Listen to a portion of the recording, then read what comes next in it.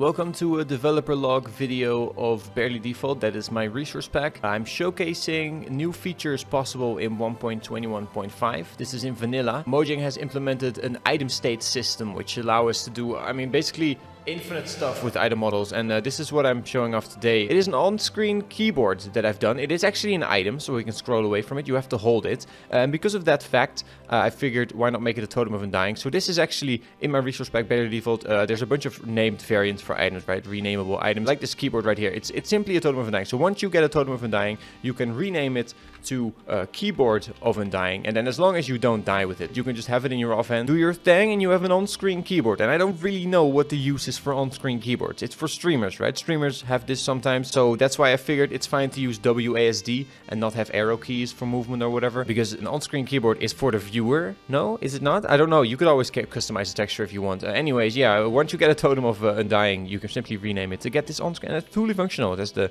shift button, the jump button, and it has the tab button, all the hotbars, which my keyboard's broken. It's a bit messed up. See, there's two buttons at the same time. It's kind of messed up. It has a attack button, the use button, the middle mouse button, the pick block button, right? Yeah, so that's Keybind Dependent Item Models. You can have item models depending on any keybind. And I've done a few more exciting things with this. Obviously, something that came to mind is to do shears, right? Right-click them and they close, right? Isn't that kind of fun? Makes sense. You know, it's super obvious for shears, but you know, I had to have it, right, I guess. And the same for flint and steel, and I guess it's kind of lame because there's no spark or anything. It just closes. And I mean, I'd love to look further into animating because I've done some more. I mean, you've already been seeing this rod in the corner of my screen. Yeah, I've added folks physics to fishing rods and fishing rod-like items, like the, you know, these obviously make sense. And the way I've done that is as well with keybind-dependent items. So as I'm holding this keyboard, it keeps changing. It's simply the item model detecting if a keybind is used, and it's as simple as that. That's what Mojang added now for packmakers. Packmakers can now utilize this to add some crazy stuff like this, my keyboard of undying. So put the keyboard of undying in a item frame, and then you have a cool keyboard. You know, you make a computer, and it's a pretty magical item. Look, it still works. So I mean, it's pretty fun, right? I mean, put it on the wall even if you want. It's a weird little magical sign. So I don't know, it's an expensive decorative item, but I think it's worth it, right? Get a totem, get a keyboard. I think that's a fun, survival friendly way to include an item like this for those who want it, or even if you just, I don't know, it's a fun dynamic totem to hold, right? You have to hold a totem anyways, to hold something in the corner of your screen.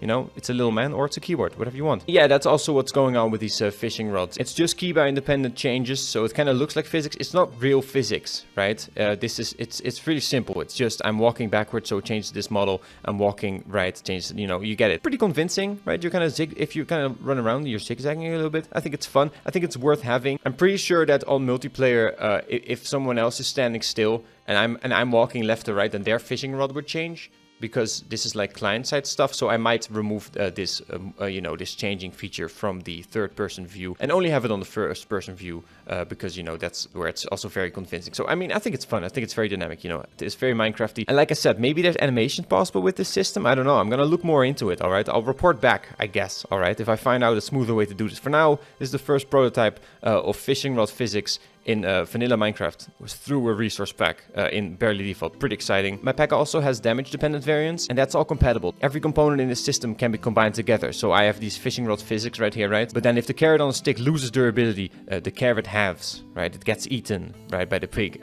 which is just a fun dynamic thing that I can also do alongside the physics. Now I have a full carrot, and now I have a half-eaten carrot, right? And the string just stays the same. It still works. It's still really dynamic and fun. Let's cast our rod. This is what it looks like, right? So it's always a string, right? Which just makes sense. I mean, if they're gonna do string, like the fishing rod's always gonna be a string. It has these wacky physics that it does, right? I mean, this is probably not gonna change. I mean, if it does, I'll just update this string that I used here. But I think it's consistent, right? So you cast it, and it's always a string, right?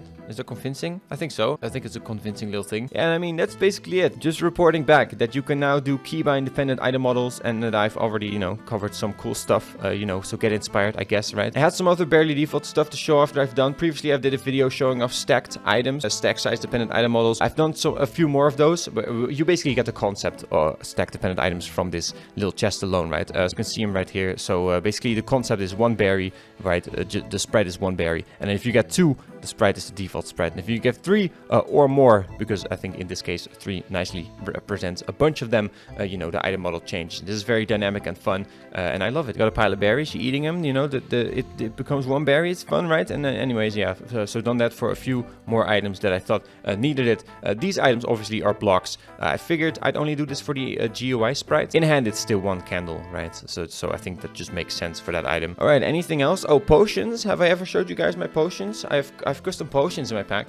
Look, the bottle is the same color as the crafting ingredient, so I can tell, basically, for any potion that you can point me at, I'll be able to tell how it's brewed based on the potion, right? So this is a potion of slowness. It's an inverted speed potion. I know that because the color of the bottle is inverted from the actual speed potion, which is right here. And the speed potion is brewed with a sugar, and I know that because the bottle is the pellet of sugar, and then the cork is the pellet of sugar cane. And that's very specific. I mean, I guess you kind of have to know that. This is pufferfish, water breathing, right? Magma cream, rabbit's foot, turtle, yeah, turtle master. This is glistering melon, spider eye. I mean, you get the point, right? Custom potion sprites, also possible in vanilla now, so this is also part of my resource pack. Now, how did I do this? Mostly I use this site, and then you know, you can just flip through all the options here for an item, and then ultimately you'll end up at keybind down, which is the property that you want to use for this, and then you can just select all the keybinds, and then you can just have a model for this, or I have a condition, right? I mean, I have a bunch of stuff going on, but yeah, that's the gist of it. That's what I use. Alternatively, I recommend you get my resource pack, Mickey Joe's barely default, and then if you navigate to the item states folder, it's just called items. And let's go to the totem of undying, right? Because it has the keyboard. And then if you open it up, you can see this is what the code is made up of. And then if you copy it all and you just paste it on this website into the bottom right here, the site's gonna convert it to a readable format for you, so you can actually really nicely see what is actually going on. So these are all my renames. So I have a bunch of stuff going on, right? I have renames on top of other stuff, and I think the newly added one should be the keyboard of undying. So it is a composite model,